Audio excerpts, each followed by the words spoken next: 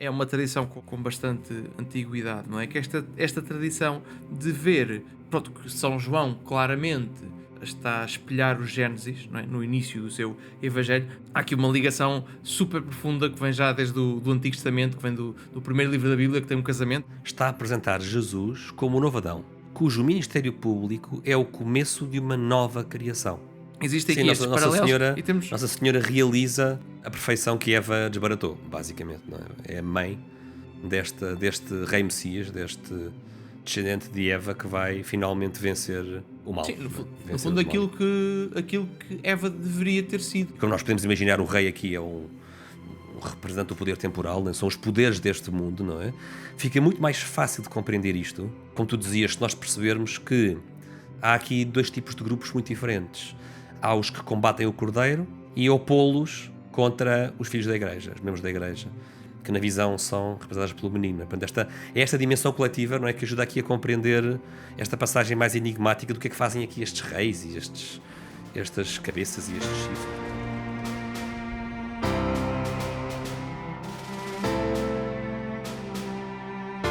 Olá a todos, sejam bem-vindos a mais um episódio do Café Ciência e Fé. Relembro que se a relação da fé com a ciência é um tema que vos interessa, então não se esqueçam de subscrever, por gosto e partilhar. Tudo isto são formas de nos ajudarem a continuar e a divulgar este podcast. Mas, sem mais demoras, passemos já ao episódio de hoje.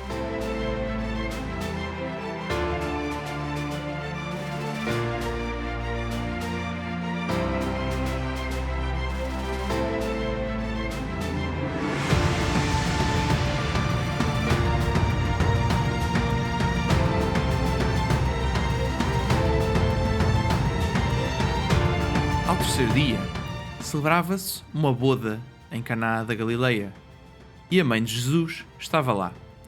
Jesus e os seus discípulos também foram convidados para a boda. Como viesse a faltar o vinho, a mãe de Jesus disse-lhe: "Não tem vinho."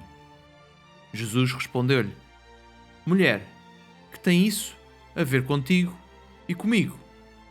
Ainda não chegou a minha hora." Sua mãe disse aos serventes: "Fazei o que ele vos disser." Portanto, Bernardo, estamos aqui de volta a este episódio sobre Gonçalo. Nossa Senhora, não é? Olá, Bernardo. Maria, Nova Eva, não é? Este capítulo do livro do Brant Pitre que já referimos aqui na primeira parte deste episódio, Jesus and the Jewish Roots of Mary, ou na tradução portuguesa que tu tens aí do teu lado, não é? Jesus e as raízes judaicas de Maria, não é? Portanto, Cá está ele, Brant cá está Pitre. ele. Cá está ele, um livro muito importante, de compra obrigatória, da editora Lucerna. Procurem, se não conseguirem encontrar, mandem as mensagens que nós ajudamos. Não, nós Dizemos onde é nós vamos colocar um link nas notas. Aliás, e- os links que nós metemos nas notas habitualmente até nos ajudam um bocadinho através de uma comissão, não é? Nós recebemos uma pequena comissão, não fica mais caro para vocês, mas se usarem o nosso link, há uma parte do valor que pagar que vem para nós, portanto isso até nos ajuda de alguma maneira, não é? Portanto, nós vamos colocar Mas o no link caso da edição em português, Gonçalo, não é na Amazon, não é? Nem só em português é... Sim, sim. Mas Nesse caso, vamos nós tentar ajudamos a chegar ao editor diretamente, porque ainda há exemplares, é sempre possível encomendar este livro, e é um livro que nós dissemos na primeira parte, é obrigatório ter este livro. Este livro e os livros do Peter em geral são sempre bons investimentos. Sim. E este é extraordinário e se bem se lembram, pronto, nós estamos aqui, esta é a segunda parte deste episódio sobre Nossa Senhora Maria Nova Eva, não é? E na primeira parte nós falámos, começámos no livro do Gênesis, não é? Começámos pelo início, vimos o que é que o livro do Gênesis dizia acerca da Eva, não é? E a maneira aqui, uma coisa muito interessante, não é? Nós referimos que antes da queda, o Gênesis refere-se a Eva com a palavra mulher, não é? Com a palavra Sim. equivalente à palavra mulher. Certo. E só depois da queda começa a ser tratada, referida através da palavra Eva, não é? Que é bastante interessante. Depois vimos aqui o contexto judaico de alguns livros, tanto do Antigo Testamento como outros livros apócrifos do Antigo Testamento, o livro de Enoque e outros, não é? O que é que, para dar este contexto judaico em relação à pessoa da Eva, não é? E agora, nós terminamos o episódio passado aqui neste momento de suspense, não é? É verdade. Este momento de suspense em que íamos introduzir e chegar a esta consumação, por assim dizer. Ao Novo Testamento, não é? Ao Novo Testamento, Consumação não é a palavra mais correta, não é? Mas esta... está-me só a faltar a palavra, já outra vez faltou. Não é? É a Mas vamos chegar ao realização Novo do Testamento. tipo. É a realização do tipo, não é? Em que Nossa Senhora aparece como o tipo... Eva é o tipo de Nossa Senhora e agora vai-se realizar essa linguagem tipológica. Não é? Vamos finalmente ver Nossa Senhora aparecer em todo o seu esplendor como a nova Eva. No fundo é isso que vamos tratar aqui hoje. Exatamente, vimos que na Antiga Aliança há aqui uma série de coisas que representam coisas da Nova Aliança, e na Nova Aliança, como diz aqui, por exemplo, o Scott Hahn, agora por acaso não me lembro em que livro é que ele diz isto, mas eu já li isto num livro dele. Na Nova Aliança, as coisas que existiam e que representavam coisas essas coisas na Antiga Aliança vão ser sempre melhores na Nova Aliança do que na Antiga Aliança, não é? E aqui uma delas vai ser a nova Eva, não é? E este capítulo, estamos aqui, pelo menos na minha versão é a página 24, na tua em português acho que é outra página, não é? Vamos começar aqui a olhar para este capítulo do Brand Peter, em que ele começa a ver Maria como nova Eva. E abrimos com uma das passagens mais comentadas, talvez, não é? Aqui quer dizer, elas são quase todas muito comentadas, não é? Portanto, mas é aqui um dos pontos-chave aqui da vida de Cristo na Terra, não é? Que é precisamente este episódio das bodas de Caná, não é? Que se calhar muitos de nós acham engraçado, não é? Ou esta questão de ter acabado o vinho e de Cristo transformar a água em vinho. Isso de facto parece uma coisa bastante útil do ponto de vista meramente humano, não é? Às vezes dava jeito, mas desculpa, eu já estava aqui um bocadinho, já ia começar aqui com piadas. Já está um bocado. Não, é que nós estamos a gravar esta parte logo a seguir à anterior, e nós, à medida que o tempo passa, eu começo a ter esta tendência, não é? Quer dizer que há sempre aqueles sabes que há aquelas coisas, aquelas imagens que às vezes aparecem na internet do supermercado em que as pessoas se enganaram e meteram vinho na secção da água e coisas assim, e diz Cristo esteve aqui, tipo, coisas deste estilo, até baseado neste episódio, Bodas de Caná, não é? Que está no 2º capítulo do Evangelho de São João. Eu acho que aqui é interessante, Gonçalo, dizer o seguinte: nós citámos aqui São João, naturalmente porque o Brad Peter citou, estamos a seguir fielmente o capítulo dele, mas há aqui um aspecto muito interessante que o autor destaca em relação a Nossa Senhora, é que em São João, Nossa Senhora só é citada ou só é referida 2 vezes. Ora, se isso acontece, é preciso ter atenção a essas 2 vezes, não é? Olhá-las com uma lupa, porque são tão poucas as vezes em que Nossa Senhora aparece, só 2, que há certamente algo, não é, a ligar essas 2 vezes, não é? No fundo, são tão poucas as vezes que convém termos atenção às intenções literais e simbólicas do evangelista São João. Dizer também que São João não contém, como sabemos, uma narrativa da infância ou da natividade, não é? Do nascimento, da infância não, do nascimento de Jesus, enquanto que Mateus e Lucas têm essas narrativas do nascimento de Jesus, São Marcos e São João não as têm. E portanto também não é de estranhar que Nossa Senhora apareça poucas vezes no Evangelho como o de São João, que não contém o nascimento de Jesus. Mas estas 2 vezes, Gonçalo, tu leste a primeira, nas bodas de Caná, aparece esta mulher, não é? Enquanto que no Antigo Testamento a palavra era Isha, aqui no grego do Novo Testamento a palavra é Gunai, se eu não estou a dizer nenhuma asneira, que no fundo é o grego de... Aliás, é de onde vêm várias palavras com a mesma raiz grega, com a raiz giné, não é? Depois vou dar origem a várias palavras que nós bem conhecemos na nossa língua. Vem deste grego Gunai, ou Guiné, ou Guné. E qual é a segunda parte, Gonçalo? Em que segunda ocasião é que São João refere outra vez Nossa Senhora no seu Evangelho? São só 2, não é? Já vimos que a primeira é nas bodas de Caná. Qual é a segunda? Exato. A outra vai ser neste outro momento de charneira da vida de Cristo, não é? Portanto, no fundo São João vai colocar Maria no início e no fim da vida pública de Cristo, não é? Vida pública, quando é que termina a vida pública de Cristo? O começo é as bodas de Caná. As bodas de Caná são o primeiro episódio público, não é? Da narrativa joanina. Sim. Exatamente, quando faz o primeiro milagre, não é? E o final da vida pública é crucifixão, não é? É quando Maria está junto aos pés da cruz, e vamos aqui ler do Evangelho de São João, do capítulo 19, não é? Selecionamos aqui os versículos 25 a 27, mas a paixão é mais longa que isto, não é? E diz o seguinte: junto à cruz de Jesus estavam, de pé, sua mãe e a irmã de sua mãe, Maria, a mulher de Cleopas, e Maria Madalena. Então, Jesus, ao ver ali, ao pé, a sua mãe e o discípulo que ele amava, disse à mãe: mulher, eis o teu filho.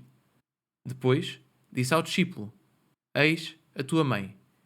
E desde aquela hora o discípulo acolheu-a como sua. Cá temos, não é? Cá temos a cá mulher. Cá temos. O mulher. Portanto, Cristo já está aqui, já está na cruz, já está nos seus últimos momentos de vida, não é? E por acaso, quem já viu, eu acho que nós já referimos aqui no passado, não é? Quem já viu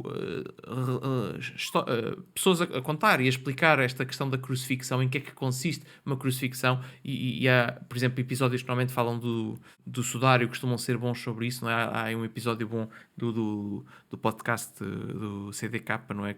É verdade, sim, com a entrevista do Antero Frias Moreira. Exatamente, é que ele fala desta questão da crucifixão, mas há outros, ou seja, há uma coisa bastante interessante de se ver, é uma perspectiva médica da crucifixão, ou seja, esse é um bom exemplo, não é esse episódio, mas há outros, nós certamente também abordaremos este tema aqui num episódio futuro, não é? Mas quando se vê isso, quando se lê sobre esse assunto, sobre em que é que consiste uma crucifixão, a pessoa percebe que a crucifixão em si já é um momento excruciante. Aliás, excruciante é a palavra indicada, não é? É daí que vem, não é? Da crucifixão. Literalmente, não é? Mas percebe-se pelo que acontece ao corpo humano durante a crucifixão que falar é uma coisa absolutamente horrenda. Portanto, todas as palavras... Super difícil. Todas as palavras valem ouro. Sim. Todas as palavras são preferidas por Cristo neste momento, não é? São palavras escolhidas a dedo. Portanto, ele não existe possibilidade de desperdiçar palavras neste contexto, porque tudo aquilo, cada palavra que é dita requer um esforço absolutamente incompreensível, não é? E repara no que ele diz, não é? Ele vê lá a sua mãe e ele diz estas frases extraordinárias: mulher, eis o teu filho. E depois volta-se para o discípulo e diz: eis a tua mãe. E repara, são pouquíssimas palavras, mas entende-se, não é? Porque lá está, é dificílimo falar neste contexto, não é? Sim, no fundo até, já agora não resisto aqui, Gonçalo, fui aqui procurar a internet, porque estava aqui a falhar-me a memória. Os dizeres de Jesus na cruz são 7 expressões que são distribuídas pelos 4 evangelhos, 2 em Lucas, 3 em João, uma em Mateus, uma em Marcos. Exato. Portanto, são um total de 7 passagens, 3 em Lucas, 7 passagens de Jesus na cruz, como tu dizias. Não há muitas palavras de Jesus na cruz, não é? E a tradição recolheu-as e guardou-as para a posteridade, porque na verdade deve ser excruciante, como tu dizias, falar na cruz. Exatamente. E há aqui uma coisa interessantíssima, não é? É que repara que aqui neste Evangelho de São João, que vai começar o seu Evangelho com uma narrativa paralela ao livro do Gênesis que nós referimos no episódio passado, não é? O prólogo de São João é aquela entrada belíssima deste Evangelho magnífico, não é? E que espelha claramente aquilo que está... E que espelha claramente o livro do Gênesis, não é? Portanto, quando diz no princípio era o verbo, não é? Está a começar com estas palavras no princípio, que são os mesmos que aparecem no início do Gênesis: no princípio Deus criou o céu e a terra, não é? E portanto, claramente, João está a ir buscar esta narrativa do Gênesis, e é interessante, porque aquilo que para nós... E isto é frequentemente apontado, não é? Como é que Jesus aqui nas bodas de Caná fala para a sua mãe e lhe chama mulher, não é? Isto parece, no nosso contexto cultural atual, isto parece-nos uma falta de respeito tremenda, não é? Quer dizer, eu não volto para a minha mãe e a trato por mulher, não é?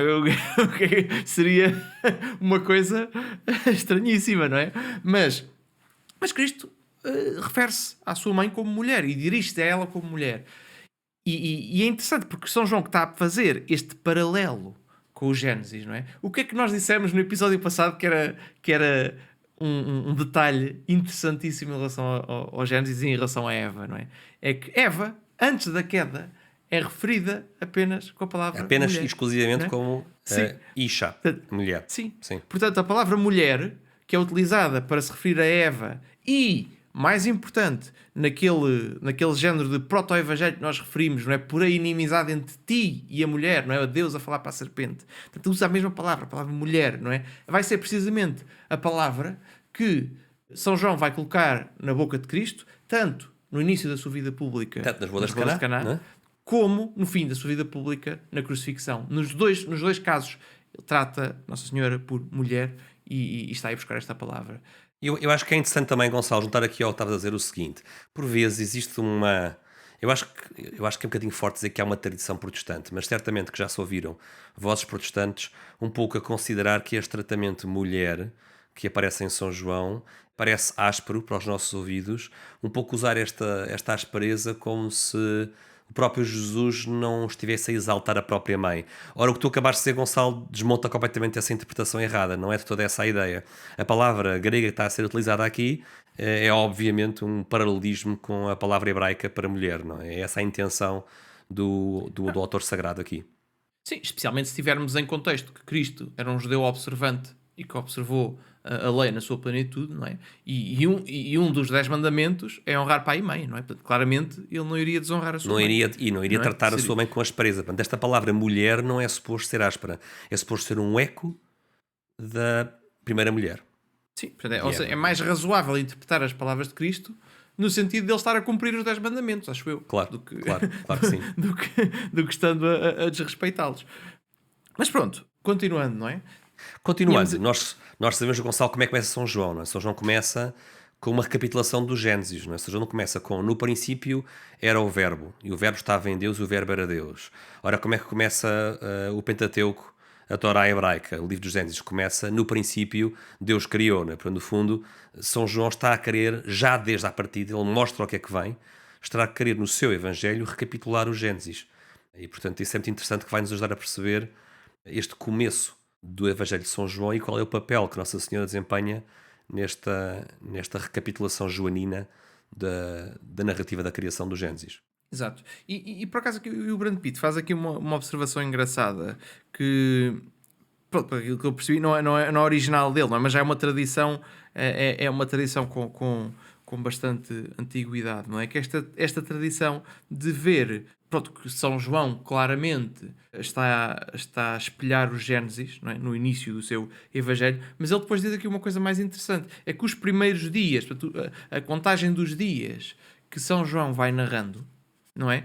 Tem aqui uma relação mais ou menos direta, não é? Com os primeiros dias que acontecem no Gênesis, não é? Portanto, os primeiros dias que São João vai narrando começa a partir do momento em que aparece aqui o testemunho de João Batista, não é? Os primeiros dias da vida pública de Cristo, não é? Primeiro começa com o testemunho de João Batista, no dia 1, não é? Esse é o dia 1, não é? Sim. João 1:19, não é? Que é o Depois, no dia... precursor de Jesus. Exatamente. No dia seguinte temos o batismo de Jesus, que é o segundo dia. Portanto, No no Rio terceiro Jordão. dia, exato, no Rio Jordão. No terceiro dia, Jesus conhece André e Pedro, não é? No quarto dia, conhece Filipe e Natanael. E no sétimo dia, não é? Vai conhecer... Porquê isto? Porquê? Porque a passagem das bodas de Caná começa ao terceiro dia, não é? Portanto, juntamos 3 dias ao dia 4, ao quarto dia público de Jesus, e temos o sétimo dia, não é? Que é o tal dia do descanso no Gênesis, e neste caso é o descanso Exatamente. das bodas de Caná. Exatamente. E é neste dia que vão existir estas bodas de Caná. E pronto, e agora, quer dizer, isso levar-nos-ia aqui por vários episódios, não é? Se nós fôssemos agora falar aqui da relação entre o casamento, não é? E este sétimo dia, este dia de descanso, não é? Sim, Portanto, sim. é uma Também coisa há uma que aparece... ligação aí. Há aqui uma ligação super profunda que vem já desde do Antigo Testamento, que vem do primeiro livro da Bíblia, que tem um casamento, não é? O livro que está mais ou menos a meio da Bíblia, que é o Cântico dos Cânticos, que é sobre este casamento também entre... pronto, há aqui vários níveis de interpretação, não é? Entre o homem e uma mulher, mas também entre Deus e o seu povo, não é? Há aqui vários níveis de interpretação e depois, finalmente, temos aqui São João a colocar este evento importantíssimo no sétimo dia, nas bodas de Caná, e depois temos o Apocalipse, não é? Que vai terminar também com um casamento, não é? Portanto, está aqui este casamento é aqui uma ideia central em toda a Escritura, e pronto, e sobre isso é interessantíssimo ver pronto, aquilo que disse o Papa João Paulo II, não é? Na sua obra monumental da Teologia do Corpo, que é aqui uma coisa interessantíssima, mas não iremos entrar por aí. Mas Vamos aqui, Gonçalo, citar aqui o Brand Peter sobre este aspecto em concreto, que acho que é interessante, dar aqui palavra ao próprio autor, que diz o seguinte: João está a apresentar Jesus como o novo Adão, cujo ministério público é o começo de uma nova criação. Portanto, cá está, os 7 dias que vão desde o testemunho de João Batista até às bodas de Caná, e estes 7 dias são uma forma do evangelista João apresentar Jesus e o seu ministério público como o começo de uma nova criação. No fundo, já é um pouco ir na direção que vai acabar na cruz, não é? Ir na direção daquele restaurar da justiça original, não é? Que Adão e Eva estragaram. Exatamente, exatamente.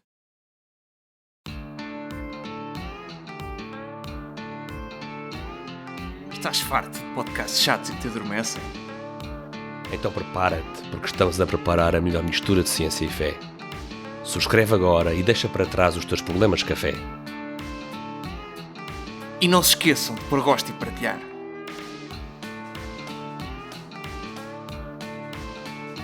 Não parecia o George Clooney, pois não?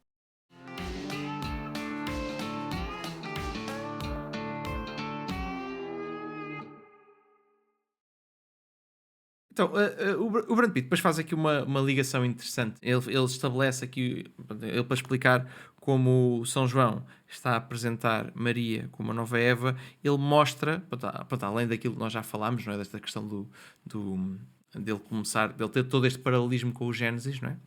Ele vai mostrar aqui uma série de ligações entre o Evangelho de São João e o Gênesis, não é? explicar entre Nossa Senhora e Eva.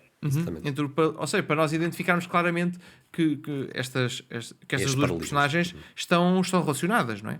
E ele diz o seguinte: então, no Antigo Testamento, no Gênesis, Eva é referida como mulher 11 vezes, não é? Que é o tal Isha em hebraico, não é? Sim. Sim. E São João, refere-se a Maria 2 vezes apenas, não é? E nessas 2 vezes utiliza também a palavra mulher, não é? Neste caso em grego, sim. Exato, neste caso em grego. Portanto, ele depois diz que Eva convida Adão a cometer o primeiro pecado. Sim, falámos disso na parte anterior. Exato. E há aqui um paralelo com Nossa Senhora que convida Jesus a realizar o seu primeiro sinal, que é este sinal das bodas de Caná, não é? Sim, é interessante reparar naquilo que estávamos a dizer há bocado, não é? Portanto, as coisas que no Antigo Testamento têm paralelos e representam, são tipos de coisas que aparecem no Novo Testamento, quando elas aparecem no Novo Testamento aparecem melhores. Certo, portanto, existe esta imagem de Eva a convidar Adão para cometer o primeiro pecado, não é? Que é uma coisa má, mas existe este convite, claro, não é? E aqui temos também o convite da nova Eva, embora não seja, e esse convite não é para fazer uma coisa má, é para realizar o seu primeiro sinal, iniciar a sua vida pública, não é? É isso mesmo.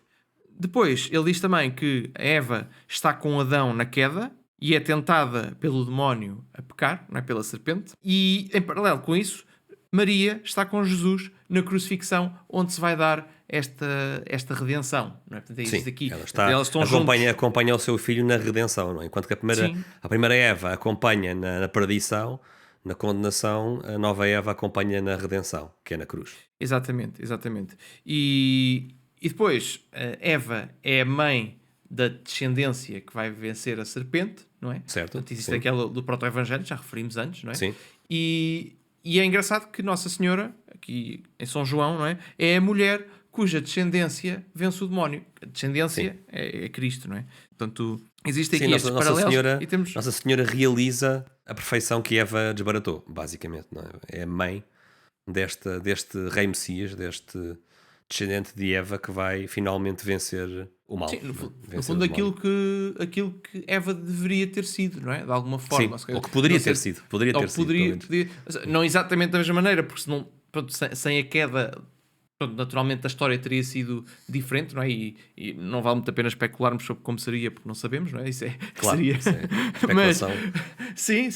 Mas percebemos aqui que existem estes paralelos e em vários deles, onde Eva caiu, Nossa Senhora, Maria, tem uma ação paralela em que redime de alguma forma essa queda. É isso mesmo. Não redime a queda porque é Cristo que redime a queda, mas tem uma atitude que vai, de alguma forma, espelhar a atitude errada, mas de forma correta, não é? Sim, e chegados aqui a este ponto, não é? O Brand Peter deu esta perspectiva joanina que nos mostra esta nova Eva, esta mulher que é referida, Nossa Senhora é referida como mulher por São João, não é? E a seguir o Brand Peter vai passar para outra parte do Novo Testamento, mais concretamente para o livro do Apocalipse, para o último livro do Novo Testamento e para o último livro da Bíblia. Engraçado também atribuído a São João, não é? que também é atribuído a São João, precisamente. Nós fizemos, Gonçalo, um episódio na nossa série Com Fé, o episódio 11 da série Com Fé, falámos sobre este mesmo tema, quando tratámos do tema Quem é a Virgem Maria, nesse Com Fé, episódio 11. Falámos sobre quem era essa mulher vestida de sol que aparece no livro do Apocalipse capítulo 12, e portanto não vamos agora regressar ao detalhe, que recomendamos os nossos ouvintes para irem à procura desse episódio, nesta mesma playlist, episódio 11. Mas no fundo, o que nós, à laia de resumo, o que nós lá dissemos foi que esta mulher vestida de sol do capítulo 12 do Apocalipse tanto pode ser interpretada como a mãe do Messias, Nossa Senhora, não é?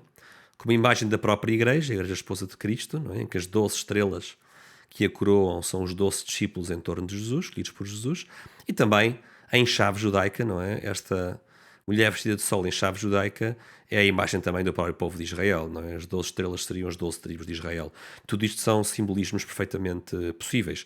E o Brant Pitre, no seu livro, organiza estas figuras deste capítulo do livro do Apocalipse da seguinte forma. E já agora, Gonçalo, vamos aqui passar em revisão às várias interpretações das figuras-chave desta passagem. Por um lado, diz o Brant Pitre, estas três figuras, serpente, mulher e a criança que a mulher vai dar à luz, não é? Estas três figuras podem ser interpretadas como indivíduos concretos, como pessoas individuais. E por outro lado, diz também o Pitre, podem ser interpretados como grupos. Portanto, há uma interpretação individual e uma coletiva, não é? É o que diz aqui o Brant Pitre. Exatamente.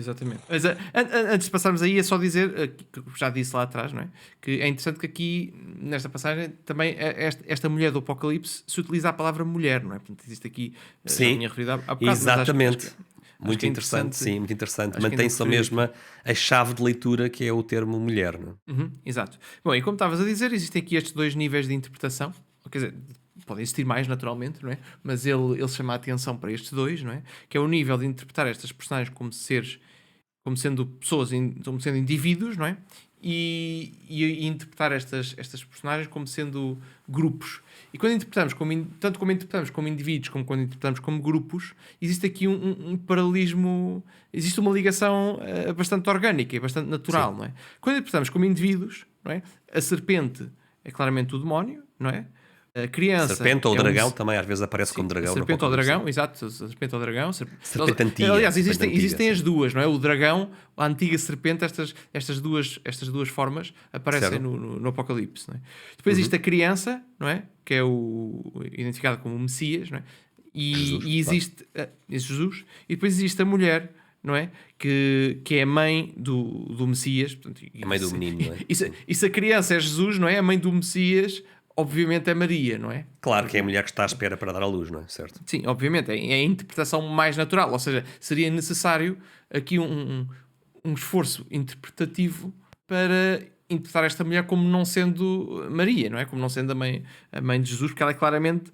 Se a criança é claramente Cristo, não é? Então a mãe da criança claramente é Maria. Sim. É a interpretação mais natural. Portanto, existe... Isto é a interpretação como indivíduos. Depois, outra interpretação que aparece. E as duas são... Nós já referimos isto, acho eu, nesse episódio sobre Nossa Senhora, não é? As duas são válidas, não é? E não é necessário aqui dizermos que só uma é que pode ser feita, não é?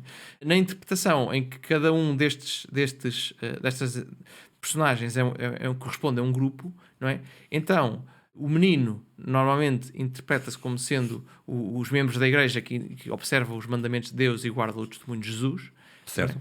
A mulher normalmente interpreta-se como sendo Israel ou a igreja, é a esposa de Cristo, não é? Que, pronto, muitas vezes utiliza este paralelismo entre Israel, o povo escolhido, na Antiga Aliança, e a Igreja como sendo o povo de Deus na Nova Aliança, não é? E a serpente antiga, ou o dragão, representa os poderes do mundo que estão a combater o Cordeiro. Portanto, existem estas interpretações. E é interessante, Gonçalo, como só permitindo esta interpretação coletiva é que se desbloqueia para nós a compreensão daquela passagem um pouco enigmática mais à frente no livro do Apocalipse, do capítulo 17, quando a certa altura nós vemos no versículo 9 a visão do Apocalipse a falar nas 7 cabeças. No fundo, esta besta tem 7 cabeças e tem e tem 10 chifres. E a certa altura, não, as 7 cabeças são as 7 colinas onde a mulher está sentada, os 7 reis, e depois os 10 chifres mais à frente também são mais 10 reis. Portanto, aqui esta linguagem figurativa que fala nestes vários reis, e como nós podemos imaginar, o rei aqui é um representa o poder temporal, né? São os poderes deste mundo, não é? Fica muito mais fácil de compreender isto, como tu dizias, se nós percebermos que há aqui dois tipos de grupos muito diferentes. Há os que combatem o cordeiro, que são os poderes do mundo, estes tais 7 reis das 7 cabeças e os tais 10 reis dos 10 chifres, não é? São aqueles que combatem o cordeiro e opô-los contra os filhos da igreja, os membros da igreja, que na visão são representados pelo menino. Portanto, é esta dimensão coletiva, não é, que ajuda aqui a compreender esta passagem mais enigmática do que é que fazem aqui estes reis e estas cabeças e estes chifres, não é? E aparece muito claramente quando nós lemos no versículo 17, desculpem, quando nós lemos no versículo 13, aparece aqui: estes reis, não é? Estes reis têm um intento comum, entregar à besta a sua força e a sua autoridade. Eles lutam contra o cordeiro, mas o cordeiro vencê-los-á, porque é o Senhor dos senhores e o Rei dos reis. E com ele estarão os chamados, os escolhidos, os fiéis. Isto fica claramente aqui em cima da mesa, claramente à vista, não é? Que estes reis, figurativamente chamados aqui nestas características da besta, estes reis combatem contra o cordeiro e contra os discípulos do cordeiro, contra os membros da igreja. Fica ainda mais clara aqui a componente coletiva desta visão. Sim, sim, sim. Aliás, ele até diz aqui uma coisa interessante. Ele diz que uma das pessoas que ele cita para esta interpretação é um académico protestante, que é o Ben Witherington. Sim. Acho que deve estar a pronunciar mal o nome do senhor, Ben Witherington III. O terceiro, precisamente, sim, também está americano. Terceiro, em que ele diz: eu sugeria que esta figura, a mulher do Apocalipse 12, não é ao mesmo tempo a mãe literal da criança, do menino, Jesus, não é? Sim. do menino Jesus, não é? E a figura feminina do povo de Deus. Do povo de Deus. Então, ou seja, ele também aceita esta interpretação, porque esta interpretação vai fazer com que seja muito mais natural ler estas interpretações dos reis que perseguem a mulher, não é? Como sendo as perseguições à igreja que estavam a acontecer quando São João estava a escrever este evangelho e que continuaram a acontecer durante bastante tempo ainda, não é? E que ainda hoje continuam, de alguma forma, não é? Precisamente. Muito bem, então, e chegados aqui a este ponto, o que é que faz aqui o nosso amigo Brent Peter? Ele vai passar por uma fase seguinte da sua análise, que portanto, ele chegou... Onde é que nós estamos? Chegamos aqui a um ponto em que ele mostrou as raízes judaicas desta tradição de Nossa Senhora ser a nova Eva, claramente, não é? O que é interessante.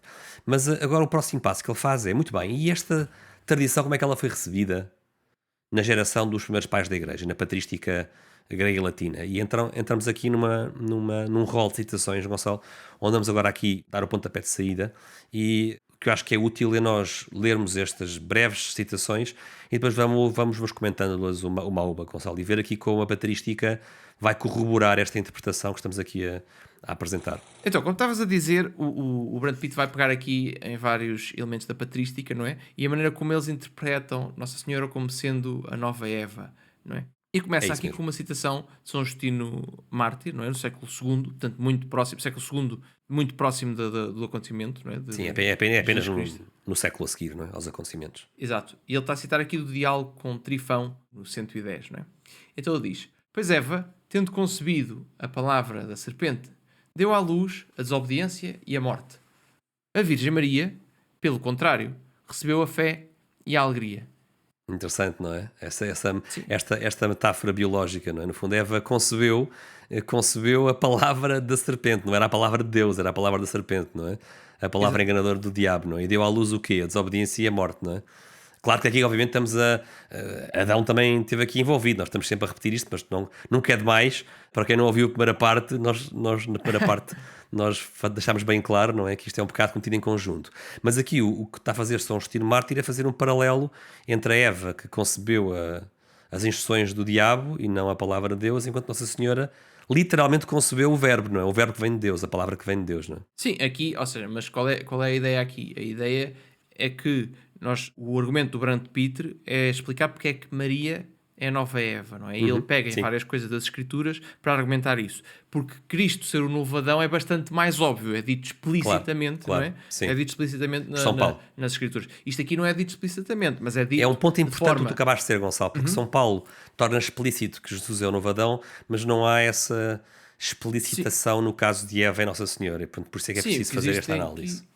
Exato. O que existem aqui são vários paralelismos, várias interpretações, várias formas de ler o Novo Testamento à luz do Antigo, que vão apontar para Maria ser a nova Eva, embora Sim. não seja explícito, e o que ele está a fazer aqui é dizer que esta interpretação de Maria como sendo a nova Eva não é só uma invenção nossa agora a colocarmos esta interpretação em cima das Escrituras, mas é algo que os primeiros cristãos já faziam. E por isso Sim. é que ele está a ir buscar aqui Santo Irineu de Leão, São Justino Mártir e vários santos dos primeiros séculos para nós vermos que nos primeiros séculos o povo cristão já interpretava a Maria como sendo a nova Eva, Certíssimo, apesar de não certíssimo. ser explícito ou tão explícito como Cristo ser o novo Adão nas Sagradas Escrituras. É isso mesmo. Próximo testemunho evangélico, disparado. Próximo testemunho patrístico, Gonçalo. Temos aqui Santo Irineu de Leão. Estamos ainda no século II, na sua obra importantíssima Contra as Heresias. E então o que é que diz aqui o Santo Irineu de Leão? Diz que o nó da desobediência de Eva foi desatado pela obediência de Maria. Pois o que a Virgem Eva prendeu com a sua falta de fé foi solto pela Virgem Maria com a sua fé. Esta é muito curiosa. O que a Virgem Eva... Portanto, aqui eu acho que aqui se calhar o Santo Irineu está... Isto nós não temos acesso a este grau todo de detalhe, mas é interessante aqui esta tradição. Bem, é uma tradição antiga, até pode ser por tradição apostólica, ou seja, nós não podemos achar que lá pelo facto de que a virgindade de Eva não está citada no Gênesis, não podemos achar que, por exemplo, por hipótese, Jesus tivesse deixado aos apóstolos e depois tivesse chegado a Santo Irineu de Leão uma tradição apostólica de que Eva era virgem quando pecou. Portanto, eu também acho que é interessante fazer aqui este parênteses. Eu estava aqui a rir-me, a achar. Eu já ia quase dizer que Santo Irineu estava aqui a especular, mas não necessariamente. Pode haver aqui uma tradição apostólica muito antiga, não é? Mas é bonito aqui este paralelismo, não é, Gonçalo? A Virgem Eva aprendeu com a sua falta de fé, foi solto pela Virgem Maria com a sua fé, não é? Compara as fés. E naturalmente aqui, ou seja, mesmo que ele estivesse a especular, ou seja, é isso que estás a dizer, pode haver aqui uma tradição muito antiga que até pode Vem de Jesus, pode vir de montar a Jesus. própria Cristo. E claro. pode ser o caso, não é? Mas mesmo que não seja, o que isto é evidência é de que entre os primeiros cristãos havia este paralelismo claro entre Maria e Eva. Mesmo Claríssimo. que no detalhe possa haver aqui algum problema, não é? Mas era algo que era claro para eles que este paralelismo existia. Muito bem, é isso mesmo. Agora, Gonçalo, vamos ler então aqui a próxima. Santo Efraim da Síria, século IV, nos seus hinos à Natividade. Mas antes de tu leres, eu convidava aqui os nossos queridos amigos protestantes, que nós sabemos que temos alguns amigos protestantes que nos ouvem, ouçam com atenção esta, que esta é mesmo dedicada a estes nossos amigos. Gonçalo, força. Então, ele diz o seguinte: louvada seja pelas mulheres a pura Maria, pois tal como para Eva, sua mãe, foi grande a censura, em Maria, sua irmã, grandemente elevada foi a honra de todas elas. É tão bonito, tão bonita esta passagem, é tão bonita. É pura Maria, não é? Grandemente elevada foi a sua honra entre todas as filhas de Eva, digamos assim. Muito bem. E o claro paralelismo mais uma vez, não é? E mais um paralelismo. Todas as passagens aqui vamos ver que são o Brand Pitt vai buscá-las precisamente porque elas vincam este paralelismo de Nossa Senhora como a nova Eva, não é? Sim, ou seja, por exemplo, esta aqui poderia ser citada como evidência para a Imaculada Conceição, não é? Poderia. É bonito, embora, é bonito. Sim, mas vamos tocar nesse tema daqui a mais algum tempo. Sim, embora não seja evidência, mas não é evidência, não seja conclusiva. Embora não seja conclusiva, podia ser citada como evidência, não é? Sim, mas aqui neste contexto vinca o claro paralelismo. Pronto. Então, a seguir, São Cirilo, não é? São Cirilo de Jerusalém, século IV, não é? Nos sermões catequéticos, diz o seguinte: assim como a morte chegou por meio de uma virgem, Eva, lá está mais uma vez esta interpretação de Eva como virgem, assim também era necessário que a vida chegasse por meio de uma virgem. Pronto, mais uma vez o paralelismo. Baseado na virgindade, não é? Baseado na virgindade, ou seja, e pronto, no paralelismo entre as duas, não é? Sim. Pronto, Vamos depois... agora então para o próximo padre da igreja, que é um padre grego, São João Crisóstomo, século IV, no seu comentário sobre os Salmos, o que ele diz é: uma virgem expulsou-nos do paraíso, por uma virgem encontramos a vida eterna. Exato, exato. Esta é muito curtinha, mas muito clara também.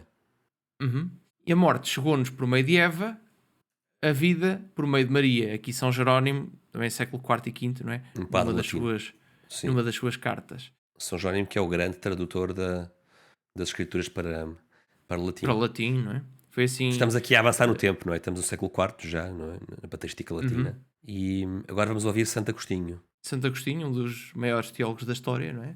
nos seus sermões. que diz o seguinte: através da mulher foi o veneno vertido sobre o homem para o enganar, mas a salvação foi vertida sobre o homem por uma mulher para que ele renascesse na graça. Mais uma vez bonito, este paralelismo, não é? Mas aqui sempre com este talho delicioso, não é? Que tal como Eva tentou Adão, seu marido, aqui vai ser a mulher instrumental na salvação. A salvação foi vertida sobre o homem por uma mulher, não é? Para que o homem renascesse na graça. Foi necessário o papel de Nossa Senhora para que o homem pudesse renascer na graça. É muito interessante aqui também porque isto depois tem aqui umas conotações teológicas bastante Exato. profundas, não é? Porque de forma alguma estamos a dizer que Jesus não tem um papel central na salvação. Claro que tem, ele é Deus feito homem, é ele quem salva, não é? Mas este papel instrumental de Nossa Senhora para que essa grande salvação acontecesse, não é? E às vezes, pode chegar às vezes a confusão em alguns pensadores teólogos protestantes esta ideia, mas isto é quase como que transformar Nossa Senhora na Salvadora. Não é isso que estamos a dizer. Nossa Senhora desempenha um papel absolutamente instrumental no plano da redenção e da salvação. Mas isso não Sim, tira o papel de Deus, o papel salvífico de Deus, não é? a questão é que ele, ou seja, só Deus é que tem condições de Salvar. nos redimir, não é? De nos salvar. Mas ele pode escolher fazê-lo através da colaboração das suas criaturas.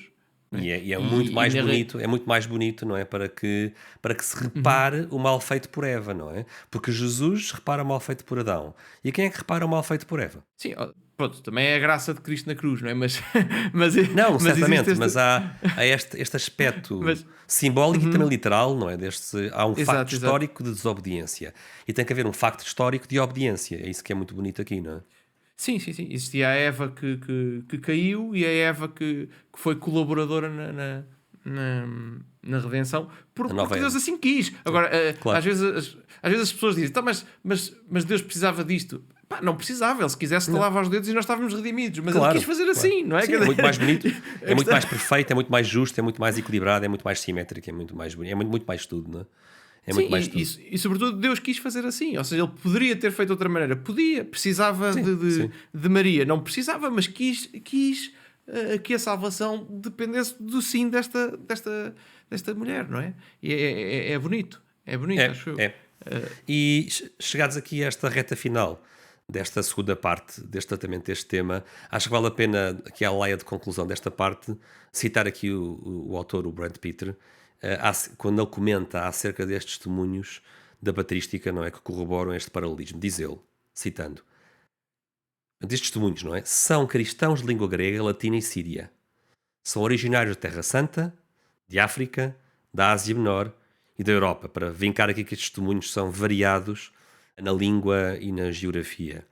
E ele, por fim, cita ainda o grande teólogo do século XIX e santo, John Henry Newman, quando diz que a doutrina de base da antiguidade, uma doutrina que vem dos tempos mais antigos, é a de que ela, portanto Nossa Senhora, é a segunda Eva. Portanto, temos aqui também o testemunho de um santo do século XIX, que torna bastante Embora claro muito que mais esta, recente, não é? Mas é muito mais interessante. recente, não é? Mas para atestar que esta doutrina é de sempre, não é? A doutrina antiquíssima. Nossa Senhora é a nova Eva. Sim, e salientar aqui, sobretudo esta questão dos padres da Igreja, quando ele diz de língua grega e latina, porque normalmente eles dividem-se, ele também fala na Síria, assim, não é? Mas normalmente os padres da Igreja dividem-se entre os gregos e os latinos, não é? E o facto de existirem aqui, de existirem padres da Igreja a dizer isto dos dois lados, não é? Isto acaba por ser, ou seja, a evidência da universalidade desta interpretação, como é que aparecia dos dois lados. É uma tradição universal, não é uma coisa localizada, não é? Exato. E pronto, como estavas a dizer, não é? Já estamos aqui a chegar à altura de fazer uma pausa neste episódio, aliás, de terminar esta segunda parte deste episódio sobre Nossa Senhora, não é? Portanto, no próximo episódio vamos continuar aqui a nossa análise, quer dizer, A do Brad Pitt. a do Brad Pitt com algum comentário nosso, não é? Aqui, com algum comentário às vezes feliz, às vezes infeliz, não é? Mas isso é o que os nossos ouvintes já sabem, não é? Olha, paciência, comprem um livro. Pois, aqui o trabalho sério é o dele, pá. O nosso é simplesmente. Nós estamos só a comentar, não é? É simplesmente uma divulgação. Mas vamos continuar aqui o não desanimes. Não desanimes os nossos ouvintes, porque na terceira parte será a última parte deste capítulo, Nossa Senhora como a Nova Eva. Vamos concluir na terceira parte, prometemos. Sim, e vamos tocar aqui num tema bastante interessante, não é? E também, pronto, de certa forma, algo polémico, não é? Que é esta questão da Imaculada Conceição, não é? Que até, o que é esta coisa da Imaculada Conceição que até dá um feriado, não é? No dia 8 de dezembro. É verdade. Até nos dá um feriado. Portanto, vamos falar um bocadinho disso, vamos ver como é que a interpretação de Maria como Nova Eva é também evidência para esta questão da Imaculada Conceição. Vamos falar o que é isto da Imaculada Conceição e pronto, se não querem perder esta nossa leitura do livro do Brad Pitt, não é? Capítulo 2. Já recomendamos que leiam o livro, porque isso então é top, não é? Mas o livro é um livro obrigatório. Aqui... O livro é um livro obrigatório. Exato. Não... Onde é que está o livro para voltar a mostrar? Já caiu aqui ao chão. eu tenho aqui na mão o original em inglês. O Gonçalo mostra o inglês original e eu mostro aqui a tradução portuguesa pela editora Lucerna. É muito importante. Nós vamos ajudar-vos a encontrar este livro porque é de compra obrigatória. Exato. Portanto, e nós temos... Pronto, vamos continuar aqui este livro, para além de ler o livro, que isso então que é top, não é? Nós, se não querem perder a nossa visão aqui nesta última parte baseada no livro, não se esqueçam de subscrever, por gosto e partilhar, e pronto, e o Café Sem Fé volta em breve com novos temas, sempre a mostrar a harmonia entre a fé e a razão. Não sei se quer dizer mais alguma coisa, mas... É só dizer adeus aos nossos ouvintes até à próxima oportunidade e a ti, Gonçalo, até já. Nós vamos muito obrigado por este bocadinho e até já, Bernardo. Um abraço.